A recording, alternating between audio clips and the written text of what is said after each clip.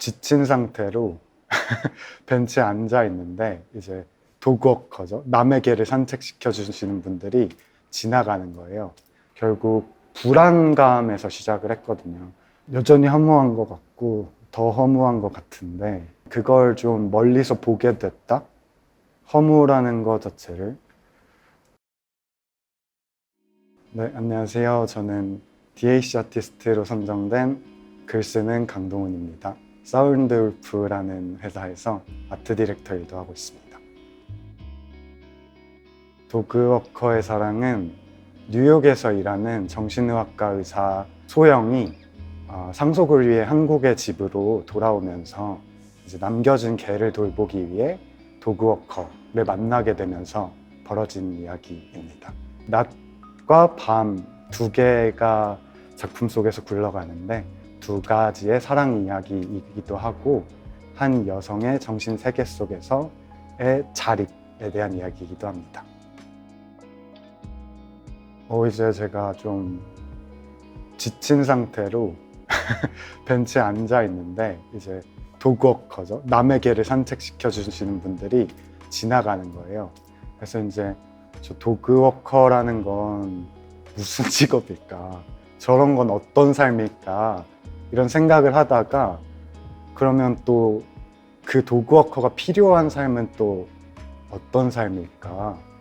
그리고 이 둘의 관계는 어떨까? 이런 궁금증으로부터 이 제목이 시작됐고 도그, 워커, 그리고 러브, 사랑 이렇게 세 개에 대한 이야기이기도 한 것 같아요. 처음 이제 두산아트센터와 이야기할 때 저희가 돈 그리고 사랑에 대해 이야기를 쓰고 싶다고 했어요. 그게 저한테 가장 와닿는 주제였거든요. 근데 쓰다 보니까 이제 구상을 하고 메모를 하다 보니까 그게 왜 나한테 필요한가에 대한 글이 되더라고요. 돈, 사랑 이런 것들이 나한테 도대체 왜 그렇게까지 필요한가. 그래서 그거에 대해 써버렸습니다. 돈에 대해서 가장 많은, 아마 작품에는 가장 적게 등장하는데 제가 다루는 이 내면 세계를 만들어낸 외부적인 요인 중에 돈의 흐름과 돈의 역사가 가장 크다고 생각해서 경제사에 대한 읽기 작업을 가장 많이 했던 것 같고, 그리고 아무래도 정신의학과 의사가 나오고 수석 큐레이터도 나오고 도그워커라는 직업도 나오고 각 직업에 대한 리서치는 즐겁게 했던 것 같아요. 그리고 재벌의 역사도. 네. 제가 대본을 쓰지만 그게 해석의 갈래가 여러 개인 대본이 좋은 대본이라고 생각하는 편이거든요. 그래서 이제 우리 공연 팀들, 배우분들, 창작진분들의 해석을 듣고 동시대에 지금 닿아야 될 관객들과 붙을 수 있는 부분으로 우리가 더 날카롭게 뾰족하게 대화를 해나가는 과정인 것 같아요. 제가 그거를 염두하고 애초에 작품을 쓰진 않거든요. 그래서 공연 과정에서 작가로서는 그런 해석을 어떻게 가져갈 것인가, 그리고 그 해석에 혹시나 방해가 된다면 수정을 할 수도 있고 또 보완이 될 지점이 있다면 그걸 보완하는 그런 식의 대본 수정을 이번에 좀 열심히 하고 있는 것 같습니다.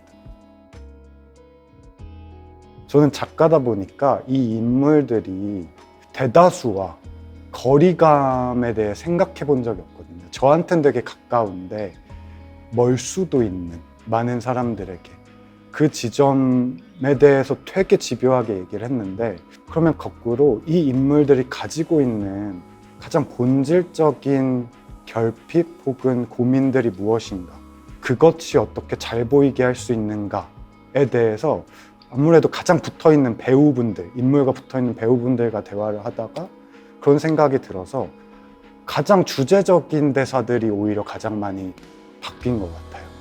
조금 더 본질적으로 원래 하고 싶었던 이야기에 더 가까워진 그런 변화를 겪었던 것 같습니다.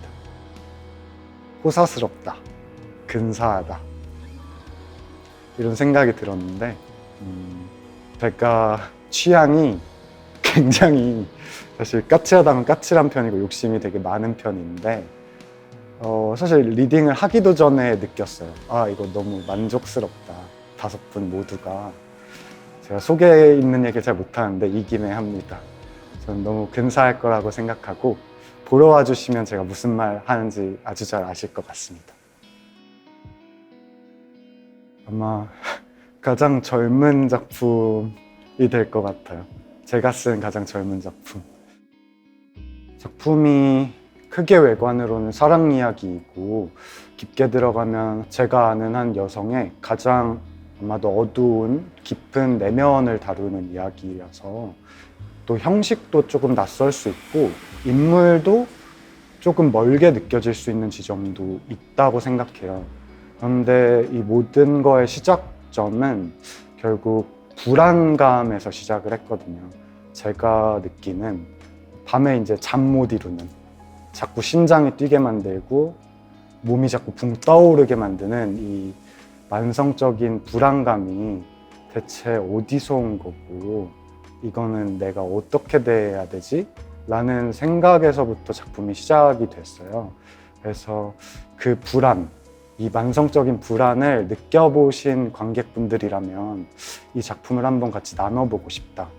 다른 뭔가 여러 레이어들이 있겠지만 적어도 그런 감각을 느껴보신 분들과 이 작품 한번 나눠보고 싶다.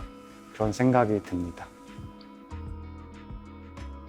왜 집에서 수영복 반바지 같은 걸 입고 있는데?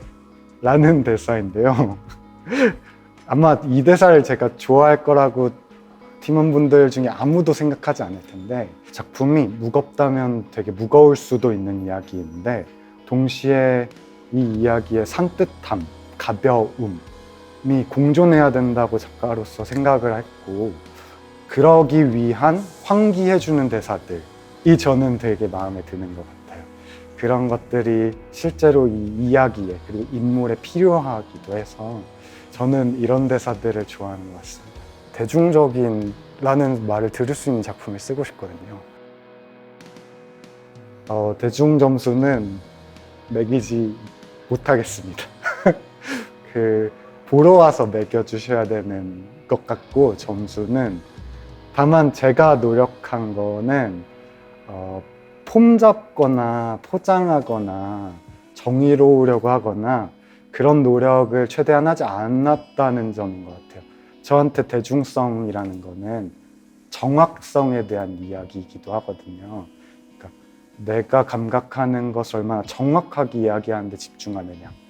그래서 그러려고는 정말 노력을 했고 동시에 재밌게 쓰려고는 노력을 했어요.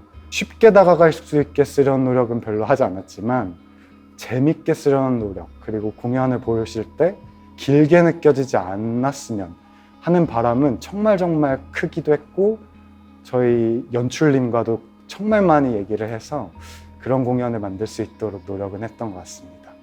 러닝타임 순삭 대본 부디 삶이 너무 허무하잖아요.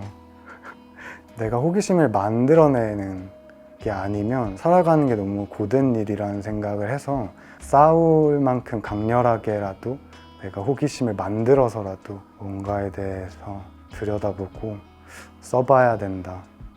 그렇게 해야 작품을 계속 쓸 수 있다.